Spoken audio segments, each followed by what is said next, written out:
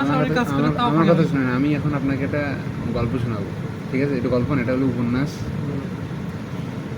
হাসুলি বাকের ইতিকথা, আপনি এটা শুনছেন? এটা কাহিনী কি জানা আছে আপনার? তাহলে কী লাভ হলো? তাহলে আপনি হয়তো এটা জানেন যে কে লিখেছে, কে বলেন তো? তারাশঙ্কর বন্দ্যোপাধ্যায় নাকি? তো এই উপন্যাসটা মূলত আসলে একটা সম্প্রদায়কে নিয়ে লেখা হয়েছে, এবং সম্প্রদায়টার নাম হলো কি কাহার সম্প্রদায়। নাম কিন্তু কি কাহার। এবং কাহার বলতে কারা বোঝায়? যারা পালকি বাহক, অর্থাৎ যারা এই ধারে যে পালকি নিয়ে বেরোয়তো আগে জমিদারদের, তাদেরকে বলে তো কাহার।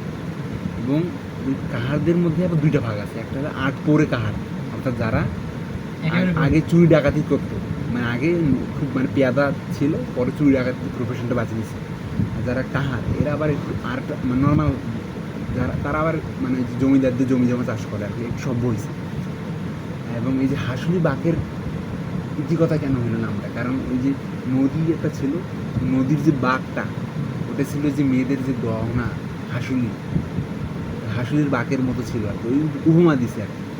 এবং ওই ওদের যে মানে জীবন প্রবাহ, এটাকে কেন্দ্র করে এটা গড়ে মানে এই পুরা উপন্যাসটা গতিশীলতা পাইছে। ওই যে হাসুলি নদীর ধারেই তারা থাকতো।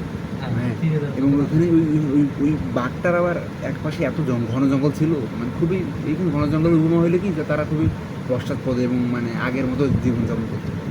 তো ওইখানে আবার ইয়া ছিল, তার নাম তো ভুলে গেলাম। ওইখানে দুইজন হচ্ছে ইয়া ছিল, মানে দুইটা প্রধান চরিত্র, একটা হলো কি বনোয়ারি, আর একটা হলো করালি। বনোয়ারি হলো মাতব্বর, এবং করালি হলো সে হলো একটু মানে চ্যাংরা, যাকে বলে তরুণ, বিদ্রোহী। এবং সে তার আগের মতো জীবনযাপন করতে চায় না। সে চায় না যে খালি ওই যে জমি জমা চাষ করবে। আর ওই ওরা খুব প্রচুর কুসংস্কারে জড়িত ছিল, মানে এমন কুসংস্কার। এবং ওদের দেবতা মনে করতো কাকে? সাপ। আবার এই সাপকে মারছে, আবার এই করালি সাপকে মেরে ফেলছে। এখন গ্রামের লোক তো খেতে খেয়ে ওই যে দেবতাকে মারছে। পরে ওকে কী করছে? বের করে দিচ্ছে। এবং সেও আবার কী হয়েছে? বের হয়ে কলকারখানায় কাজ করছে। সে মানে নগদ কাঁচা টাকা, কলকারখানায় কাজ করতে, আবার কুলিগিরিও করছে। মানে সে আর কি তার আদিম যে পেশা, এগুলাতে আর কি থাকতে চাচ্ছিল না, ঠিক আছে? পরে কী হলো?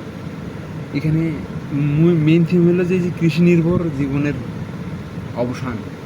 এবং যে আর এখানে আবার সাপটা হলো কি অন্ধকার জীবনের প্রতীক।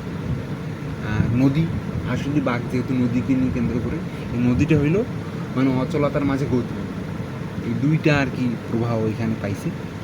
এবং এখানে আরেকটা বিষয় হলো যে এখানে তিনটা কালের বর্ণনা, অর্থাৎ লালকুঠি সাহেবদের আমল, অর্থাৎ মানে নীলকরদের সময়টা দ্বিতীয় বিশ্বযুদ্ধের শেষের দিকে, এই সময়টাও এখানে প্রাধান্য পাইছে। আবার স্বাধীনতা, অর্থাৎ ভারতের স্বাধীনতা, অর্থাৎ কী আমরা এটাকে কী বলি যেন, স্বদেশী আন্দোলন যে হইলো, যে ভারতের স্বাধীনতা, এই তিনটা কালের মিলন, মানে একটা ওই পর্যায়টা বোঝাইছে।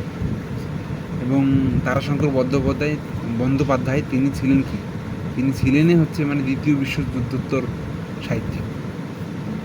এইটাই আর কি আপাতত। তো মেইনলি আর কি এখানে কি বোঝাইছে বলেন তো? মানে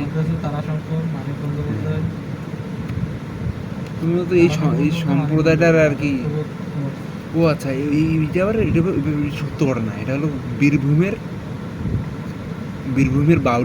কাহার বাউরি সম্প্রদায় বলা হয়, মানে বীরভূম এলাকায় আর কি এটা ছিল।